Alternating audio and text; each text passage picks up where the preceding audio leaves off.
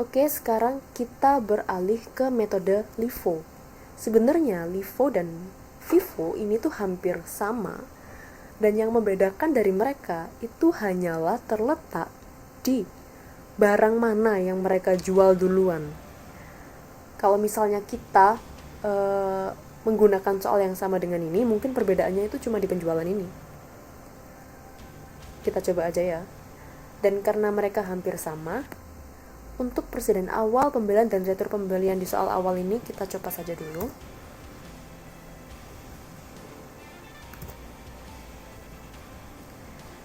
Nah, kemudian kita lanjut ke pembelian langsung. Penjualan. Penjualan itu kita jual 700 unit. Nah, inilah pembedanya, 700 unit. 700 unit itu kita ambil dari barang yang terakhir masuk dulu, yaitu yang 490.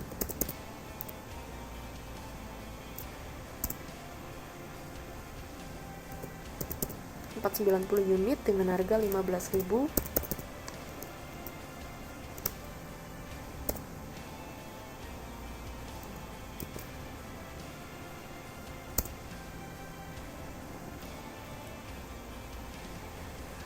Kemudian kan masih kurang beberapa lagi untuk bisa mencapai 700 unit kan.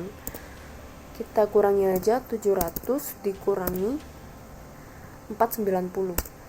Nah, jadi kurang 210 unit kita ambil di barang yang ini, barang yang sebelum ini, dengan harga 12.000.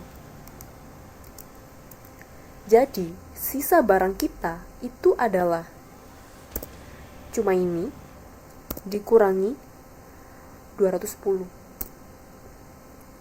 Barang kita sisa 790. Karena 490 ini habis dan 1000-nya kita kurangi 290 biar ini bisa kita jual 700.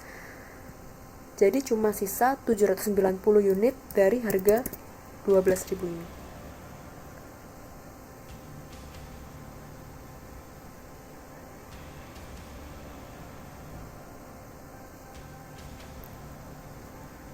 Kemudian retur penjualan.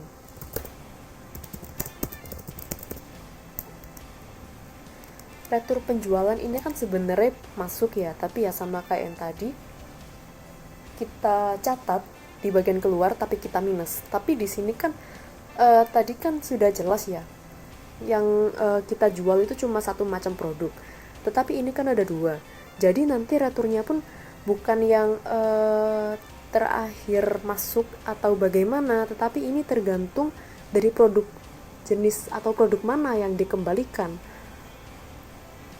Kita anggap aja pelanggan ini mengembalikan yang harga enaknya yang 12.000 ini aja.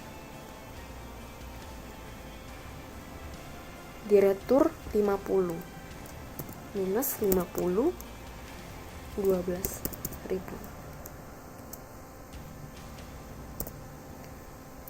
Karena di retur jadi ini ditambah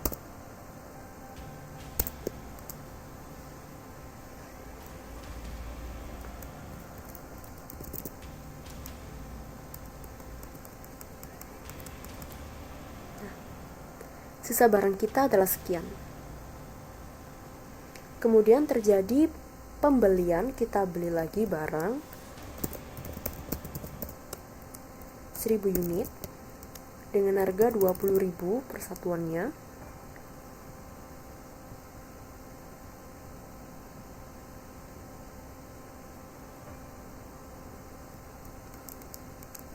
Kita tulis ulang tadi 840 dengan harga 12.000. Kemudian ini barang kita yang terbaru 1000 unit 20.000.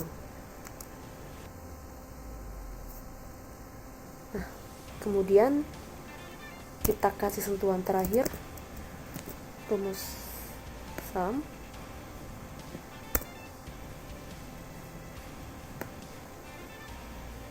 Kita tarik sampai keluar karena yang saldo ini nanti kasusnya berbeda, dan yang seperti yang saya terangkan tadi, harga ini tidak usah.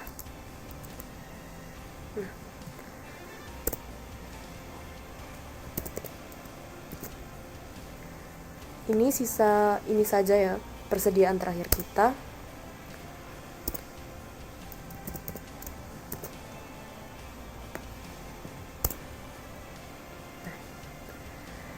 Jadi meskipun dia ini hampir sama, mereka ini Vivo dan Livo, tetapi di sini ada perbedaan saldo akhirnya. Kalau Vivo itu 31 sekian, kalau Livo itu 30 sekian. Di sini Vivo lebih banyak ya. Karena sebenarnya Vivo ini tuh sudah tidak dianjurkan atau tidak boleh digunakan lagi oleh perpajakan. Karena apa? Karena dia ini kayak kurang rasional gitu hitungannya. Ingat ya, kita mencatat akuntansi ini, produk terakhir kita adalah laporan keuangan. Dan pencatatan persediaan ini nanti itu pengaruh ke HPP. Seperti yang saya terangkan sebelumnya, itu HPP itu nanti kan berpengaruh ke net income, berpengaruh ke laba rugi. Laba rugi itu di mana? Laporan keuangan. Biasanya itu kalau misalkan inflasi itu lebih baik menggunakan LIFO. Kenapa?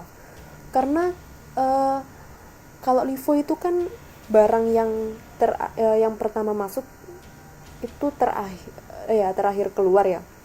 Jadi kayak tertimbun gitu.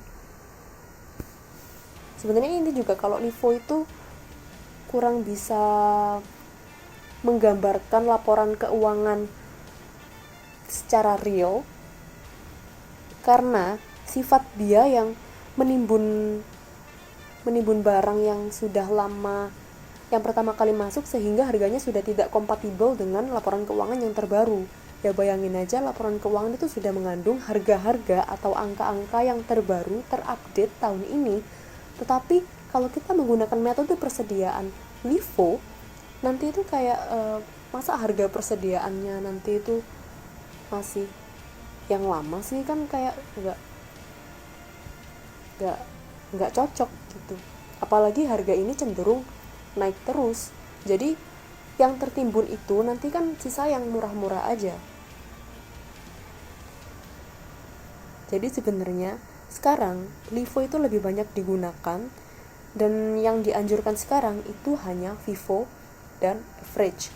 Kalau LIFO ini sudah tidak dianjurkan lagi, bahkan tidak boleh oleh perpajakan untuk digunakan, karena ya dia akan menghasilkan HPP lebih besar. Tergantung juga sih, tergantung situasi. Tapi untuk tahu bahwa kita sudah betul atau enggak menggunakan metode apapun, nanti unitnya itu bakalan tetap sama. Unit masuknya 1490 ini juga, kemudian jumlah masuknya juga sama, unit keluarnya juga sama. Intinya unit dan jumlah masuknya itu akan sama nanti kalau kalian udah benar. Jadi metode apapun, unit dan jumlah masuk itu akan tetap sama. Yang membedakan dari mereka itu cuma nilai persediaan akhir dan juga HPP-nya nanti.